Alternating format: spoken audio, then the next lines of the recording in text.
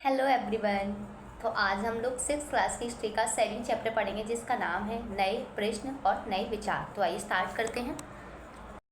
चलिए, तो स्टार्ट होता है अनका की सैर से, है ना। तो स्टार्ट करते हैं। अनका आज पहली बार अपने विद्यालय की ओर से शहर पर जा रही थी। इसके लिए उसने देर रात पुणे से वाराणसी की ट्रेन पकड़ी। स्टेशन पर अनका को छोड़ने आई उसकी माँ ने अध्यापिका से कहा, बच्चों को बुद्ध के बारे में बताने के साथ साथ उन्हें सारनाथ दिखाने भी ले जाइएगा, है ना। तो हमें इससे क्या पता चलता है कि इस चैप्टर में हम बुद्धिज़्म और जैनिज़्म के बारे में पढ़ेंगे। तो चलिए स्टार्ट करते हैं। तो बुद्ध की कहानी है। तो बौद्ध धर्म के संस्थापक सिद्धार्थ थे, नाम याद रखना, ठीक है। तो बौद्ध धर्म के संस्थापक कौन थे? सिद्धार्थ थे, जिन्हें गौतम के नाम से भी जाना जाता है। उनका जन्म लगभग 2500 वर्ष पूर्व हुआ था। 2500 वर्ष पूर्व। इसमें तिथि नहीं दी गई है, लेकिन तिथि जो थी वो 563 ईसा पूर्व है, ठीक है, याद रखना। 563 ईसा पूर्व है, ठीक है। और ये लुम्बिनी लुम्बिनी मतलब नेपाल में था लुम्बिनी, वहाँ उनका जन्म हुआ था। ये वह समय था जब लोगों के जीवन में तेज़ी से परिवर्तन आ रहे थे, समाज में परिवर्तन हो रहा था, है ना। जैसा कि तुमने अध्याय 6 में पढ़ा था, महाजनपद के कुछ राजा इस समय बहुत शक्तिशाली हो गए थे, है ना। तो हजारों साल के बाद फिर से नगर उभर रहे थे। गाँव के जीवन में भी बदलाव आ रहा था। बहुत से विचारक इन परिवर्तनों को समझने के प्रयास कर रहे थे। वे जीवन की सच्चे अर्थ को भी जानना चाह रहे थे। तो बुद्ध क्षत्रिय थे तथा शाक्य नामक छोटे से गढ़ से संबंधित थे। तो ये याद रखना कि बुद्ध जो है वो कौन है? क्षत्रिय हैं, ठीक है। और शाक्य नामक एक छोटे से गढ़ से संबंधित हैं, और इसलिए इन्हें शाक्य मुनि भी कहा जाता है। तो याद रखना कि यूपीएससी 2024 में शायद पूछा गया था कि बुद्धिज्म का मतलब जो गौतम बुद्ध है उनका नाम शाक्य मुनि भी है। तो ये सही था कि उनको शाक्य मुनि भी कहा जाता है बुद्ध को, ठीक है। युवावस्था में ही ज्ञान की खोज में उन्होंने घर के सुखों को छोड़ दिया। अनेक वर्षों तक वे भ्रमण करते रहे तथा अन्य विचारकों से मिलकर चर्चा करते रहे। अंततः ज्ञान प्राप्ति के लिए उन्होंने स्वयं ही रास्ता ढूंढने का निश्चय किया। इसके लिए उन्होंने बौद्ध गया यानी बिहार में एक पीपल के नीचे कई दिनों तक तपस्या की। अंततः उन्हें ज्ञान प्राप्त हुआ। इसके बाद से वे बुद्ध के रूप में जाने गए। यहाँ से वे वाराणसी के निकट स्थित सारनाथ गए, जहाँ उन्होंने पहली बार उपदेश दिया था, ठीक है। तो कहाँ उन्होंने पहली बार उपदेश दिया था? तो सारनाथ में। उनके 4 शिष्य थे, उनको उन्होंने उपदेश दिया था। कुशीनारा में मृत्यु से पहले का शेष जीवन जो है उन्होंने पैदल ही एक स्थान से दूसरे स्थान की यात्रा की और लोगों को शिक्षाएं दी, ठीक है। तो लोगों को क्या किया? लोगों को शिक्षाएं दी थी, है ना। बुद्ध ने शिक्षा दी कि यह जीवन कष्टों और दुखों से भरा हुआ है। उनके आर्य सत्य थे 4, है ना। एक मिनट। तो दुख को समाप्त करने के लिए उन्होंने क्या बताए थे? 4 आर्य सत्य बताए थे। कौन से? कि दुख है, दुख का कारण है, दुख का निवारण भी है, और दुख के निवारण के लिए उन्होंने दिए थे अष्टांगिक मार्ग, है ना। इसमें नहीं लिखा है लेकिन मैं बता रही हूँ, है ना। आइए आगे देखते हैं। तो उन्होंने बताया कि जो एक मिनट, दुखों से भरा हुआ है और ऐसी हमारी इच्छाओं और लालसाओं के कारण होता है। हमें दुख क्यों होता है? तो जब हमारी इच्छाएं पूरी नहीं होती तो हमें दुख होता है। तो उन्होंने यही बताया, ठीक है, कि जब हमारी इच्छा और लालसाएं पूरी नहीं होती उसकी वजह से हमें दुख होता है। कभी कभी हम जो चाहते हुए प्राप्त कर लेने के बाद भी संतुष्ट नहीं होते एवं और अधिक वस्तुओं को पाने की इच्छा करने लगते हैं। बुद्ध ने इस लिप्सा को तृष्णा कहा है, ठीक है, तृष्णा। बुद्ध ने शिक्षा दी कि आत्म संयम अपनाकर हम ऐसी लालसाओं से मुक्ति पा सकते हैं, और इसके लिए उन्होंने क्या बताया था? अष्टांगिक मार्ग बताया था, है ना।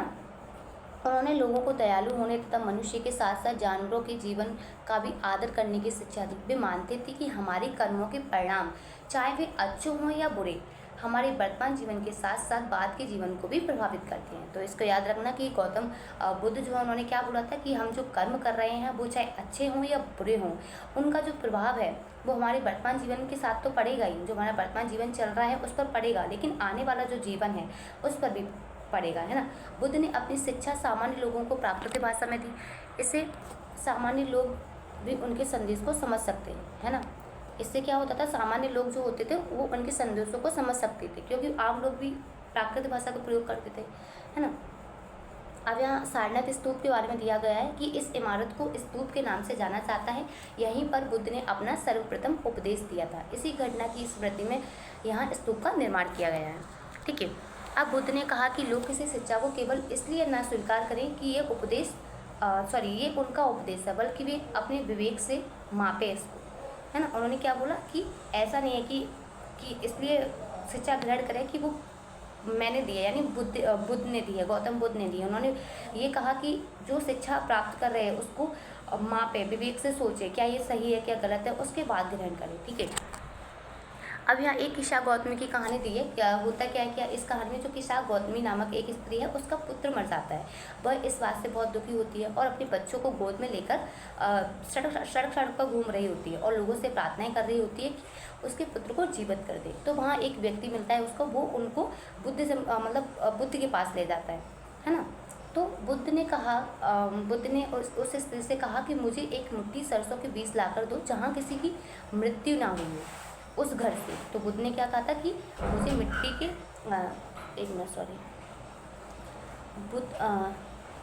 बुद्ध ने कहा मुझे एक मुट्ठी सरसों के बीज लाकर दो जिस घर में किसी व्यक्ति की मृत्यु ना हुई, ऐसे घर से, है ना। किसा गौतमी बहुत प्रसन्न हुई, है ना। वो गई तो उसने क्या किया, उसने जिस घर में भी गई उस घर में कोई ना कोई मरा था, है ना।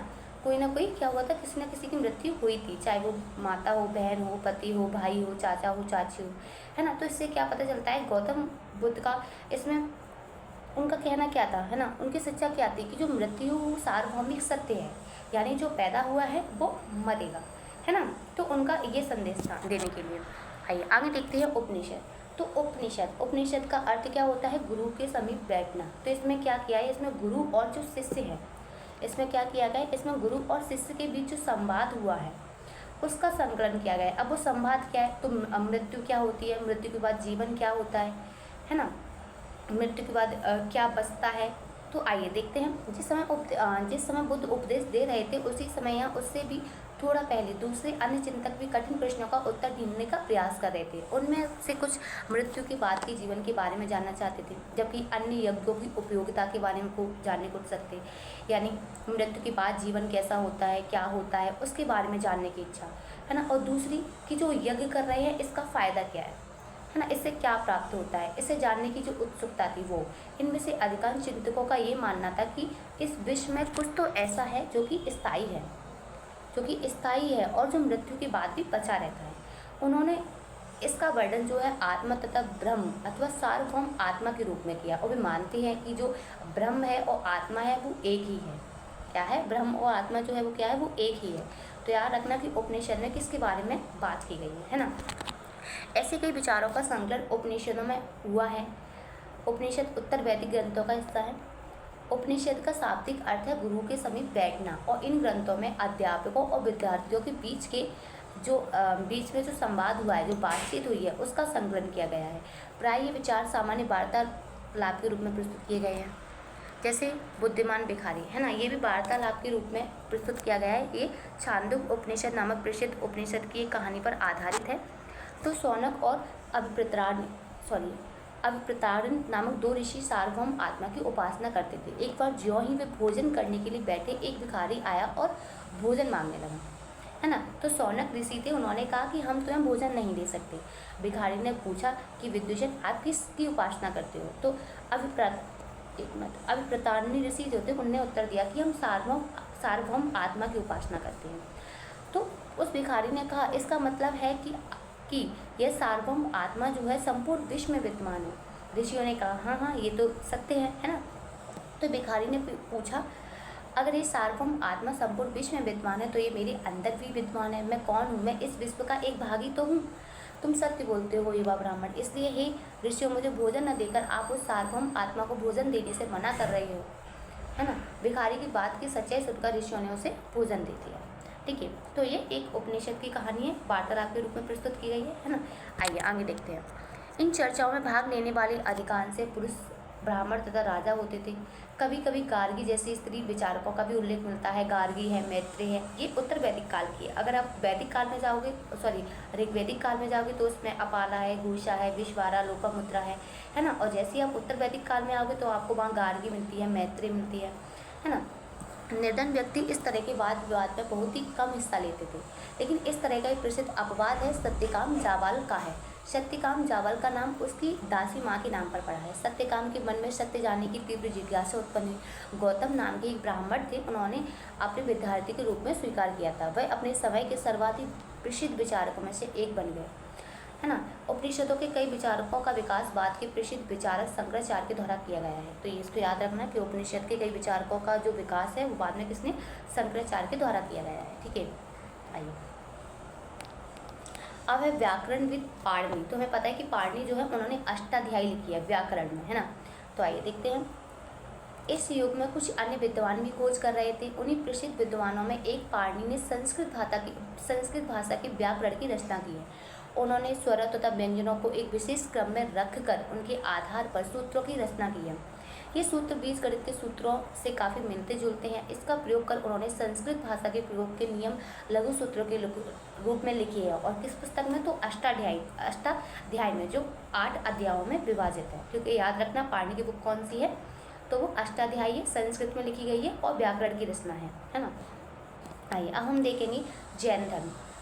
इस युग में अर्थात लगभग 2500 वर्ष पूर्व जैन धर्म के सर्वाधिक महत्वपूर्ण विचारक वर्तमान महावीर ने भी अपने विचारों का प्रसार किया। वह वज्जी संघ के लिच्छवी कुल के एक क्षत्रिय राजकुमार थे। तो हमने देखा जो गौतम बुद्ध थे वो भी क्षत्रिय थे और जो महावीर स्वामी हैं वो भी क्षत्रिय हैं, है ना। इस संघ के विषय में तुमने अध्याय 6 में पढ़ा है हमने। ठीक है, 30 वर्ष की आयु में उन्होंने घर छोड़ दिया और जंगल में रहने लगे। 12 वर्ष तक उन्होंने कठिन व एकांकी जीवन व्यतीत किया। इसके बाद उन्होंने ज्ञान प्राप्त किया। उनकी शिक्षा सरल थी। सत्य जानने की, उन्होंने बोला कि सत्य जानने की इच्छा रखने वाले स्त्री और पुरुषों को अपना घर छोड़ देना चाहिए। उन्होंने अहिंसा के नियमों का कड़ाई से पालन करना चाहिए। अर्थात किसी भी जीव को ना तो नष्ट करना चाहिए और ना ही उसकी हत्या करनी चाहिए। महावीर का कहना था सभी जीव जो है वो जीना चाहते हैं, सभी के लिए जीवन प्रिय है। महावीर ने अपनी शिक्षा प्राकृत में दी। यही कारण है कि साधारण जन भी उनके तथा उनकी अनुयायी की जो शिक्षाएँ जो हैं उनको समझ सके। देश के अलग अलग हिस्सों में प्राकृत के अलग अलग रूप प्रचलित थे। प्रचलन क्षेत्र के आधार पर ही उनकी अलग अलग नाम थे। जैसे मगध में बोली जाने वाली प्राकृत मागधी कहलाती थी, है ना। है प्राकृत लेकिन कहला क्या रही है, मागधी, है ना, तारक में। तो ऐसे भी दे सकता है कि जो महावीर स्वामी की जो शिक्षाएँ हैं वो मागधी में दी गई हैं, तो सच है। ठीक है, जैसा नाम से जाने के जैन नाम से जाने गए महावीर की अनुयायी को भोजन के लिए भिक्षा मांगकर सादा जीवन बिताना होता था। उन्होंने पूरी तरह से ईमानदार होना पड़ता था तथा चोरी न करने की उन्हें सख्त हिदायत थी। उन्हें ब्रह्मचर्य का पालन करना था। पुरुषों को वस्त्रों सहित सब कुछ त्याग देना पड़ता था और जो स्त्रियां थी वो सफ़ेद कपड़े पहनती थी, है ना। जैन शब्द जो है जिन शब्द से निकला होता है, जिसका अर्थ है विजेता, जिसने अपनी इच्छाओं पर विजय प्राप्त कर लिया। ठीक है, अधिकांश व्यक्तियों के लिए ऐसे कड़े नियमों का पालन करना बहुत कठिन होता था, यानी अहिंसा का, है ना। फिर भी हजारों व्यक्तियों ने इस नई जीवन शैली को जानने और सीखने के लिए अपने घरों को छोड़ दिया, है ना। कई अपने घरों में ही रहकर और बिच्छुनियाँ बने लोगों को भोजन प्रदान कर उनकी सहायता करते थे। मुख्यतः व्यापारियों ने जैन धर्म का समर्थन किया। जो व्यापारी थे उन्होंने क्या किया, जैन धर्म का समर्थन किया। किसानों के लिए इन नियमों का पालन करना क्या था, अत्यंत कठिन था, क्योंकि वो फसल की रक्षा के लिए उन्हें कीड़े मकोड़ों को मारना पड़ता था, है ना। बाद की सदियों में जैन धर्म उत्तर भारत के कई हिस्सों के साथ साथ गुजरात, तमिलनाडु, कर्नाटक में भी फैल गया, है ना। पता है कि चंद्रगुप्त मौर्य थे, वो अपने लास्ट टाइम में कर्नाटक चले जाते हैं, है ना। महावीर तथा उनके अनुयायी की शिक्षाएं कई शताब्दियों तक मौखिक रूप में ही रही। वर्तमान रूप में उपलब्ध जैन धर्म की शिक्षाएं लगभग 1500 वर्ष पूर्व गुजरात में बल्लवी नामक स्थान पर लिखी गई थी। उनका संकलन किया गया था, है ना। अब ये संघ क्या है, तो आइए देखते हैं। महावीर तथा बुद्ध दोनों का मानना था कि घर का त्याग करने पर ही सच्चे ज्ञान की प्राप्ति हो सकती है। अब घर का त्याग करने के बाद जाएंगे कहाँ, तो ऐसे लोगों के लिए उन्होंने संघ नामक संगठन बनाया था, जहाँ घर का त्याग करने वाले लोग एक साथ रहा करते थे। संघ में रहने वाली बौद्ध भिक्षुओं के लिए बनाए गए जो नियम हैं वो विनय पिटक नामक ग्रंथ में मिलते हैं। कैसे रहना है, क्या करना है, वो सारे नियम विनय पिटक में हैं। विनय पिटक से हमें पता चलता है कि संघ में पुरुष और स्त्रियों के रहने की अलग अलग व्यवस्था थी। सभी व्यक्ति संघ में प्रवेश ले सकते थे। हालांकि संघ में प्रवेश लेने के लिए बच्चे जो थे उनको अपने माता पिता से, दासों को अपने स्वामी से, राजा के यहाँ काम करने वाले राजा से, कर्जदारों को अपने देनदारों से अनुमति लेनी पड़ती थी। जब उनको अनुमति मिल जाएगी तब वो संघ में प्रवेश करेंगे, है ना। और एक स्त्री को इसके लिए अपने पति से अनुमति लेनी होती थी। संघ में प्रवेश लेने वाले स्त्री पुरुष सादा जीवन जीते थे, वे अपना अधिकांश समय जो है वो ध्यान करने में बिताते थे और दिन के एक निश्चित समय में वे शहरों तथा गाँव में जाकर भिक्षा मांगते थे। यही कारण है कि उन्हें भिक्षु भिक्षुणियों कहा गया। वे आम लोगों को शिक्षा देते थे और साथ ही एक दूसरे की सहायता भी करते थे। किसी तरह की आपसी लड़ाई का निपटारा करने के लिए वे प्राय बैठक भी किया करते थे। संघ में प्रवेश लेने वाले ब्राह्मणों में ब्राह्मण, क्षत्रिय, व्यापारी, मजदूर, नाई, गणिका तथा दास भी शामिल हैं। तो संघ में देखिए कौन कौन है, ब्राह्मण भी हैं, क्षत्रिय भी हैं, व्यापारी हैं, मजदूर हैं, नाई हैं, गणिका तथा दास शामिल हैं, है ना। जो इनके ये वर्ग हैं, जैसे ही संघ में प्रवेश करते थे ये सारे वर्ग जो है वो समाप्त हो जाते थे और सब एक ही स्तर पर आ जाते थे, है ना। संघ में जाकर कोई ये नहीं कहेगा कि मैं ब्राह्मण हूँ, मैं क्षत्रिय हूँ, नहीं, सब समान, ठीक है। इनमें से कई लोगों ने बुद्धि की शिक्षाओं के विषय में लिखा तथा कुछ लोगों ने संघ में अपने जीवन के विषय में सुंदर कविताओं की रचना की। आइए आगे देखते हैं। पहाड़ी को काटकर बनाई गई एक गुफा है, एक कार्ले गुफा है जो महाराष्ट्र में बनी हुई है ना। ये भिक्षु और भिक्षुणियाँ भिक्षु और भिक्षुणियाँ हैं वो इन शरण में स्थलों में रहकर ध्यान किया करते थे। अब यूपीएससी का क्वेश्चन 2 को तो उस पर पूछा गया था कि बिहार और चैत्य में अंतर क्या है ना। बिहार और चैत्य में अंतर क्या है, तो आइए देखते हैं। जैन तथा बौद्ध भिक्षु पूरे साल एक स्थान से दूसरे स्थान घूमते रहते थे और उपदेश दिया करते थे। लेकिन क्या होता है, जब वर्षा ऋतु में जब यात्रा करना कठिन हो जाता था तो वे एक ही स्थान पर निवास करते थे। ऐसे समय में वे अपने अनुयायियों द्वारा बनाए गए जो उद्यान है, अस्थायी निवास है और प्राकृतिक गुफाओं में निवास करते थे, उनको बोलते थे विहार, है ना। जो निवास का स्थान था उनको बोलते थे विहार, और वहीं जो चैत्य थे वो प्रार्थना स्थल होते थे, ठीक है। जैसे जैसे समय बीतता गया भिक्षु भिक्षुणियों ने स्वयं तथा उनके समर्थकों ने अधिक स्थायी शरण स्थलों की आवश्यकता का अनुभव किया। तब कई शरण स्थल बनाए गए जिन्हें बिहार कहा गया। आरंभिक जो बिहार होते थे वो लकड़ी के बनाए गए थे। बाद में इनका निर्माण ईंटों का प्रयोग होने लगा। बाद के निर्माण में ईंटों का प्रयोग होने लगा। पश्चिम भारत में विशेषकर कुछ बिहार पहाड़ियों को खोद कर भी बनाए गए। एक बौद्ध ग्रंथ से ज्ञात होता है, जिस तरह महासागरों में मिलने पर नदियों की अलग अलग पहचान समाप्त हो जाती है, ठीक उसी तरह बुद्ध की अनुयायी जब भिक्षुणियों की श्रेणी में प्रवेश करते हैं तो वे अपना वर्ण, श्रेणी और परिवार सब त्याग देते हैं, है ना। सब लोग समान स्तर पर आ जाते हैं। प्राय किसी धनी व्यापारी, राजा अथवा भूस्वामी द्वारा दान में दी गई भूमि पर बिहार का निर्माण होता था। स्थानीय व्यक्ति भिक्षु भिक्षुणियों के लिए भोजन, वस्त्र तथा दवाइयाँ लेकर आते थे, जिसके बदले ये जो भिक्षु भिक्षुणियाँ होते थे वो लोगों को शिक्षा देते थे। आगे आने वाली शताब्दियों में बौद्ध धर्म उपमहाद्वीप के विभिन्न हिस्सों के साथ साथ भारी क्षेत्रों में भी फैल गया था। आश्रम व्यवस्था है, तो आइए देखते हैं आश्रम व्यवस्था क्या है। तो जैन तथा जैन धर्म जिस समय लोकप्रिय हो रहे थे उसी समय क्या हुआ, जो ब्राह्मण हैं उन्होंने आश्रम व्यवस्था का विकास किया। अब ये आश्रम व्यवस्था क्या है, तो याद रखना आश्रम व्यवस्था कोई स्थान नहीं है ना, प्रयोग में आने वाला कोई स्थान नहीं है, बल्कि ये जीवन की एक चरण है। क्या है, जीवन के एक चरण से है। आश्रम व्यवस्था है वो जीवन के एक चरण से है। जो कौन कौन सी है, ब्रह्मचर्य है, गृहस्थ है, वानप्रस्थ और संन्यास नामक ब्रह्मचर्य, गृहस्थ, वानप्रस्थ तथा संन्यास नामक 4 आश्रमों की व्यवस्था की गई है। और पूरे जीवन को 100 साल का मानकर 25-25 साल में विभाजित किया गया है। यानी 25 साल का ब्रह्मचर्य, 25 साल का गृहस्थ, 25 साल का वानप्रस्थ और 25 साल का संन्यास, यानी 100 साल का जीवन माना गया है ना। अब ब्रह्मचर्य क्या है, तो ब्रह्मचर्य के अंतर्गत ब्राह्मण, क्षत्रिय तथा वैश्य जो हैं उनसे अपेक्षा की जाती थी कि इस चरण के दौरान वे सादा जीवन व्यतीत करेंगे और वेदों का अध्ययन करेंगे, है ना। और गृहस्थ में क्या करेंगे, तो विवाह करके एक गृहस्थ के रूप में रहना होगा। वानप्रस्थ के अंतर्गत उन्हें जंगल में रहकर साधना करनी थी और अंत उन्हें सब कुछ त्याग कर सन्यासी बन जाना होता था। तो ये है 4 आश्रम व्यवस्था, है ना। आश्रम व्यवस्था ने लोगों को अपने जीवन का कुछ हिस्सा ध्यान में लगाने पर बल दिया था। प्राय स्त्रियों को वेद पढ़ने की अनुमति नहीं थी, उन्हें अपने पतियों द्वारा पालित किए जाने वाले आश्रमों का ही अनुसरण करना होता था। अब अन्यत्र है, इसमें देखते हैं। जो जरथुस्त्र एक ईरानी पैगंबर थी, उनकी शिक्षाओं का संकलन जो है जैन अवस्था ग्रंथ में मिलता है। अब जैन अवस्था के बारे में यहाँ क्यों बताया गया है, क्योंकि ऋग्वेद और जैन अवस्था की काफ़ी ऐसी चीज़ें हैं जो एक दूसरे से मिलती हैं, है ना। जैन अवस्था की भाषा तथा इसमें वर्णित रीति रिवाज वेदों की भाषा और रीति रिवाजों से काफ़ी मिलती जुलती हैं। जरथुस्त्र की मूल शिक्षा का सूत्र है सद्विचार, सद्वचन, सद्कार्य, है ना। हे ईश्वर, बल, सत्य, प्रधानता एवं सद्विचार प्रदान कीजिए, जिनके जरिए हम शांति बना सकें। 1000 से अधिक वर्षों तक जरथुस्त्रवाद ईरान का एक प्रमुख धर्म रहा। बाद में कुछ जरथुस्त्रवादी ईरान से आकर गुजरात और महाराष्ट्र के तटीय नगरों में बस गए। वे लोग ही आज के पारसियों के पूर्वज हैं, याद रखना, ठीक है। आइए अब ये क्वेश्चन है कि बुद्ध ने लोगों तक अपने विचारों का प्रसार करने के लिए किन किन बातों पर जोर दिया, है ना। इसको देख कर, है ना, बुद्ध ने पशुबलि को बढ़ावा दिया तो ये गलत हो जाएगा, है ना। बुद्ध द्वारा प्रथम उपदेश सारनाथ में देने का इस जगह का बहुत महत्व है। कहाँ दिया था? सारनाथ में, ठीक है ना। बुद्ध ने शिक्षा दी कि कर्म का हमारे जीवन पर कोई प्रभाव नहीं पड़ता, ये गलत हो जाएगा। उन्होंने क्या बोला था कि हम जो भी कर्म कर रहे हैं, अच्छे या बुरे, उसका प्रभाव जो है वर्तमान जीवन के साथ साथ तो पड़ेगा ही, भविष्य में आने वाले टाइम पर भी पड़ेगा, है ना। बुद्ध ने बौद्ध गया में ज्ञान प्राप्त किया।